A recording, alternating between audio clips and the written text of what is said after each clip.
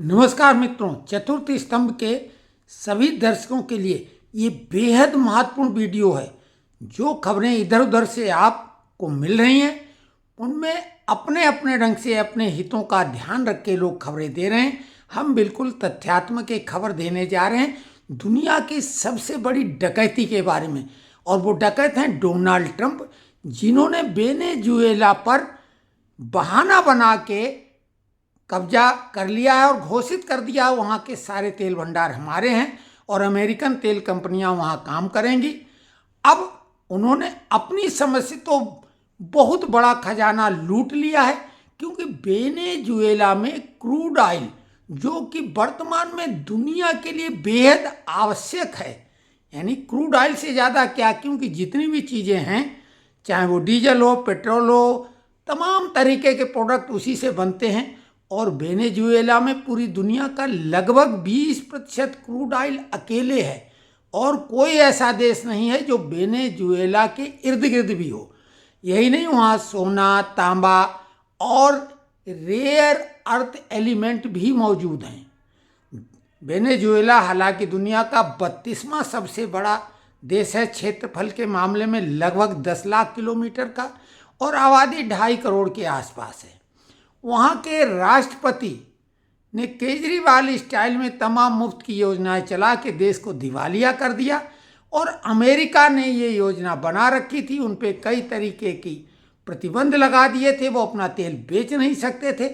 और अभी जो उन्होंने तरीका अपनाया मादुरो ने, उसी का परिणाम उन्हें भोगना पड़ा, क्योंकि यही अमेरिका चाहता था। तो क्या अमेरिका ने वेनेजुएला का इतना विशाल तेल भंडार वाकई में लूट लिया है सफलतापूर्वक? ये डकैती तो उन्होंने डाली है अपनी तरफ से, लेकिन अमेरिका खुद बहुत भारी मुसीबत में अब फंसने वाला है। ये बात अभी कोई नहीं बताएगा, लेकिन समझिए कैसे। आपने देखा रूस ने यूक्रेन पर हमला किया, और कुछ लोगों ने तो ये कहा था कि ये कुछ दिनों का युद्ध है, तो कुछ लोगों ने बोला हफ्ते 2 हफ्ते का। लेकिन 4 साल हो गए, युद्ध अभी भी फंसा हुआ है। अगर यूक्रेन बर्बाद हुआ है तो रूस का भी बहुत भारी नुकसान हुआ है, हर तरह का। तो इसी तरीके की स्थिति वेनेजुएला में अमेरिका की होने वाली है। तत्कालिक रूप से रूस और चाइना ने केवल खुलकर विरोध किया है, लेकिन जो अन्य देश हैं उन्होंने स्थिति पे बराबर नज़र रखी हुई है। भारत भी उनमें शामिल है। भारत का भी वहाँ कुछ इन्वेस्टमेंट है, लेकिन भारत को कोई बहुत फर्क नहीं पड़ेगा। भारत अभी स्थिति पे नज़र रखे हुए है और उसका कोई आर्थिक उससे नुकसान नहीं होने वाला है। लेकिन चीन, जिसका भारी निवेश है वहाँ, वो एकदम से चुप नहीं बैठेगा। साथ में रूस भी चुप नहीं बैठने वाला है। स्थिति क्या बनने जा रही, ध्यान दीजिए कि जो मादुरो हैं, जिनको की पत्नी सहित उठा के ले गए ट्रंप, निकोलस मादुरो, उनका बेटा भी है निकोलस मादुरो गुएरा, उसने घोषणा कर दी है कि वो अमेरिका से 2-2 हाथ करेगा, अपने देश को ऐसे ही कब्जे में नहीं जाने देगा। हालांकि उपराष्ट्रपति जो हैं महोदया, उनको उन्होंने राष्ट्रपति ट्रंप ने बना दिया है, और वो भी पूर्व राष्ट्रपति की ही बात कर रहे हैं कि वो मान रहे हैं कि राष्ट्रपति वही हैं। तो ट्रंप ने उनको भी धमकी दी है कि उनका बहुत बुरा हाल होगा, और मादुरो से भी ज़्यादा बुरा हाल होगा। दूसरी तरफ जो मारिया कोरिना मचाडो है, नोबेल प्राइज विनर, क्योंकि नोबेल प्राइज का भी एक अजीबोगरीब धंधा है, इसके चक्कर में देश बर्बाद किए जाते हैं। सोवियत संघ के टुकड़े टुकड़े इस नोबेल प्राइज ने ही कराए थे। आपको मालूम है कि नोबेल प्राइज के चक्कर में ही ये टुकड़े टुकड़े हो गया था। तो ये अभी आपने देखा यूनुस नोबेल प्राइज विनर। तो इस टाइप का जो है अमेरिका का रहता है कि नोबेल प्राइज विनर किसको देना और उसका कैसे उपयोग करना। तो वो भी राष्ट्रपति बनने का ख्वाब पाले हुए हैं, लेकिन ट्रंप ने उन्हें मना कर दिया है। वो डेल्सी रोड्रिग्स जो हैं उपराष्ट्रपति, उनको उन्होंने अभी कार्यभार दे दिया है राष्ट्रपति का, और मचाडो को मना कर दिया है। लेकिन अमेरिका वहाँ कैसे फंसेगा कि दुनिया के तमाम देश वहाँ वेनेजुएला में जो अब अमेरिकी विद्रोही सैनिक हो गए हैं वो उनको मदद देंगे, जिनमें चाइना होगा, रूस होगा, अन्य भी देश जो हैं भले वो नाटो के हों, उनके भी कान खड़े हो गए हैं, क्योंकि ग्रीनलैंड पे भी ये कब्जा करना चाहते हैं। और छोटे मोटे देश हैं, कोलंबिया, क्यूबा, इस टाइप के देशों पे भी इनकी नज़र है। तो कुल मिला के पूरी दुनिया सशंकित हो गई है। यूएनओ को अमेरिका ने ठेंगा दिखा दिया कि हम नहीं मानते तुम्हारी कोई बात। तो अमेरिका ये वेनेजुएला में बहुत बुरी तरीके से फंसने वाला है, बिल्कुल उसी तरीके से जैसे कि यूक्रेन में रूस फंस गया है।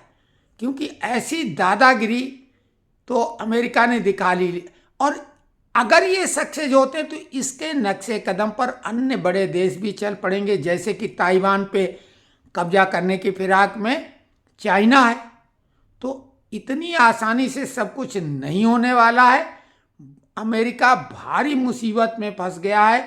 अमेरिका के अंदर भी भारी प्रदर्शन हो रहे हैं। लेकिन आप ये समझ लो, वेनेजुएला के तेल पर दुनिया के तमाम देशों की नज़र थी, विशेषकर चीन की।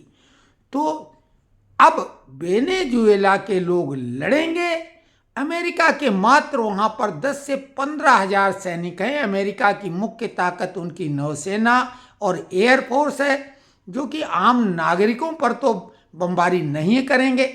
अगर करेंगे तो फिर उसका परिणाम भोगना ही पड़ेगा। और गुरिल्ला युद्ध के द्वारा अगर अमेरिका अपने सैनिकों को वहाँ पर तैनात करेगा तो निश्चित तौर से उनकी हालत खराब होगी। अफगानिस्तान से इन्होंने सीख नहीं ली, अंततः वहाँ जाना पड़ा था। ऐसा ही कुछ वेनेजुएला में होने वाला है। वेनेजुएला को जितने हल्के में इन्होंने लिया और मादुरो को जितनी आसानी से पकड़ कर ले गए, उतना आसान कुछ नहीं होने वाला है। हम आपके सामने जो बातें रख रहे हैं, नोट कर लो कि अमेरिका बहुत बुरी स्थिति में वहाँ फंसेगा और अंततः पछताना पड़ेगा, और ट्रंप के ऊपर मुकदमा तक अंत में चलने की स्थिति होगी। ट्रंप का कार्यकाल कोई बहुत लंबा है नहीं और अंतिम कार्यकाल है।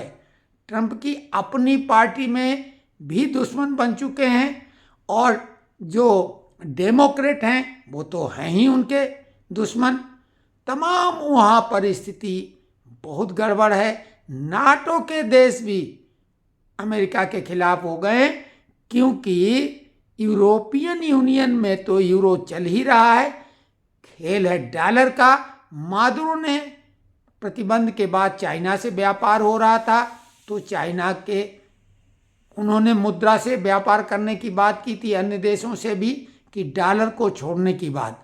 तो मुख्य बात है मोनोपोली डॉलर की। ये सारा खेल डॉलर को बचाने का, और किसी न किसी बहाने से, जैसे इराक पे बहाने से इन्होंने हमला करके कब्जा किया था, वही स्थिति है। तो कुल मिला के आप देखते जाइए, आने वाला टाइम अमेरिका के लिए बहुत बहुत ज़्यादा दिक्कत वाला होगा। इतनी आसानी से डकैती का माल नहीं पचा पाएंगे। माल तो ले जाने लायक है नहीं कि उठा के ले जाएं।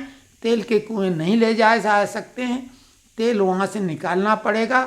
तो वो इतना आसान नहीं है कि ये तेल हड़प लेंगे वहाँ का।